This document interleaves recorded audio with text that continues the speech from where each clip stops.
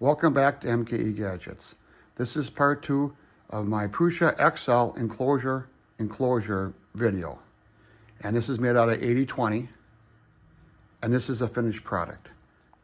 When part 1 ended here, these cross braces here, there's 12 total, 3 on each side, were too long. So off camera, I cut them all up, shortened them, and put it back together. I felt there was no sense showing that again, because it's just taking stuff apart, cutting it, and putting it together multiple times till I had the right distance. So all the wood that's under the printer, and I have a shelf here in the bottom, is scraps of oak hardwood. And I got this from a client who had some pieces left over from a recent kitchen remodel, and I cut them to length. Let's zoom in here and we can see the ends of the boards. So this is what you're seeing. Now the boards aren't glued or screwed or stained or anything. They're just sitting there. In the future, I can modify them. So let me explain the 80/20 a little more clearer, why I choose this style of 80/20.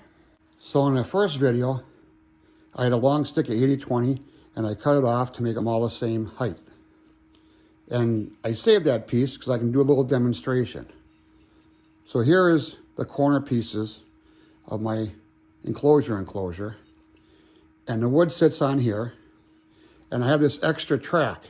And that extra track, I have pieces of plexiglass that run in there. And now with this track, I can slide it up and down. And then to review, on the bottom of this tower, I machine these plates, and they bolt down, and there's a hockey puck. So all 4 legs of this enclosure is sitting on hockey pucks. It makes it easy to move. It doesn't rust the floor. The aluminum can't get corroded. And it's easy to level. It acts like a jack screw. In the first video, I asked you to comment, should I engine turn these? You're not going to see them because when it's all said and done, this is what it looks like. And the overwhelming response was, don't engine turn it, because it really didn't matter. So I didn't. Let's go back to the enclosure, and I'll show you how the doors work. So this whole thing is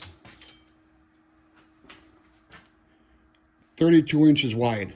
So if I would have put a door on a hinge, it would have been 16 inches, and I wouldn't be able to work on the side panel or in the front because the door would be sticking way out here. So that's when I decided, as I showed you, to use the double track. So here's my sample piece, and that sits right in here. I know it's going to be kind of hard to see because these doors here are transparent. You can see the edge. And what I do is I pull them up, and I 3D printed a little clip there, and it just sits in there. So when I want to access the control panel, I can just slide it up, press a couple buttons, and I'm good to go. I can take out my memory card, go back and forth to the computer. I don't have to open the whole door. Now, if I want to service the machine and remove parts, I let that go all the way down. And I know it's hard to see. Up here, I have an air panel. If I move it, you can see the edge here. And this is hinged just on the top with clear packing tape. I'm going to change that in the future, but I don't know how I want to do that yet. And the whole thing kind of shakes a little bit sometimes when I'm printing real aggressive, and I want to fix that problem. And that's for a future project. You can see that the door is taller than the top flap, I guess I call it. So no dust can really get in here. The dust has to come down and then go up and over. I have a clear piece on the top, and that's the same thing. Now dust is going to get in there, and I know it. I'm doing the best I can so it doesn't. So every day before I start printing, I remove these little pieces, and this is filament that is purged from the hot end. And I just take these pieces off there and discard them. And sometimes you get little pieces on the plate or underneath. So for that, I got this vacuum cleaner. Now this was a floor model vacuum cleaner. I took it all apart, disassembled what I didn't want, And here the hose connector, I 3D printed a custom hose adapter that snaps in there. And this lives down here out of the way. So all I do when I want to vacuum the inside of the enclosure, I come down here, I turn the vacuum on,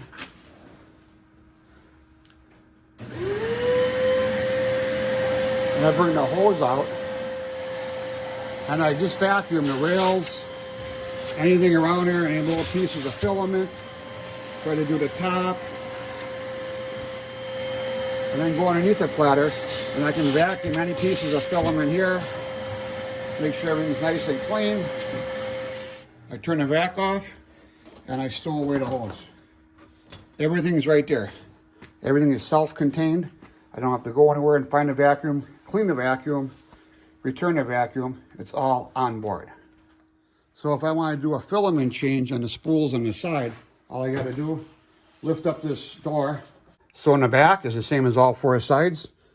If I want to turn the unit on, I lift up this panel and I have access to the power switch and I can bring it down.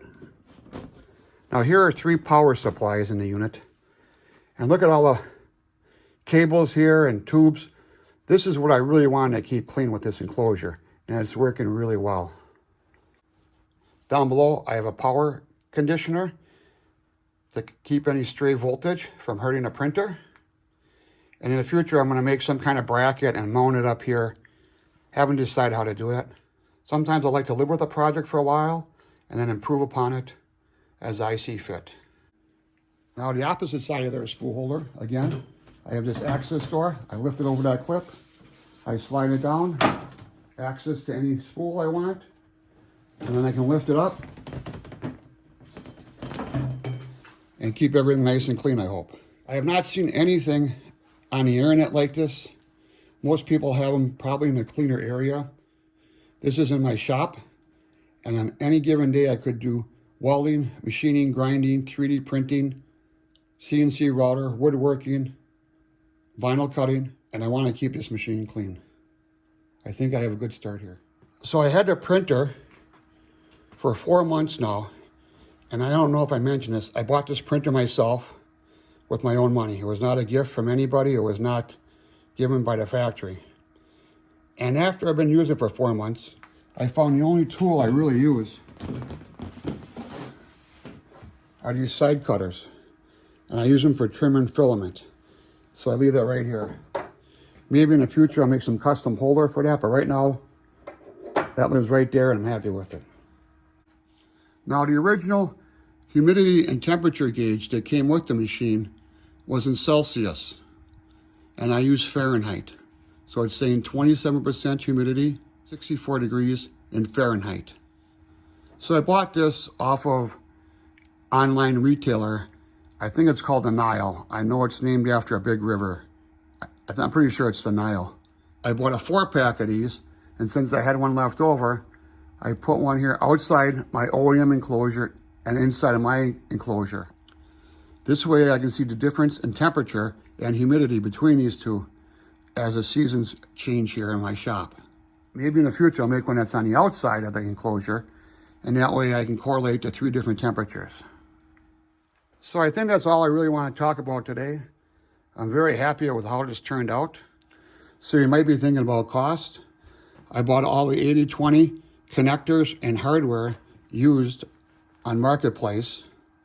And the Lexan panels, I had some from my doctor's office that closed. They were sneeze guards and they fit perfect in here. I just had to cut them on my table saw. And the rest of the panels I got at my local hardware store. You know, the type of hardware that's a mom and pop where people actually work there and they know what they're doing. And I just came in there and they cut it for me to size, and then I kept all my scrap pieces for future projects. Whole thing, I'm thinking $500. You might think that's pretty pricey, and I agree, but I'm trying to protect a $4,500 machine here. So I feel $500 is a very small investment to protect my printer. It also looks nice, and when people come over, they're always like, wow, you built this? And all I did was really cut it and assemble it. Now, when you cut Lexan or plexiglass like this is, you need a special blade on your table saw, It has a lot of teeth and has a special chip breaker on it. You can't use a regular table saw blade. It'll crack this. At the hardware store, when they cut it, they just have a sharp blade that cuts it and scores it and they crack it. I'm very happy with it. It's been done a couple months. You might be wondering how you could support my channel so you get more content like this. Well, the easiest way is to subscribe to my channel. I'm trying to get to 1 million subscribers by the end of the year. Thanks, we'll see you tomorrow.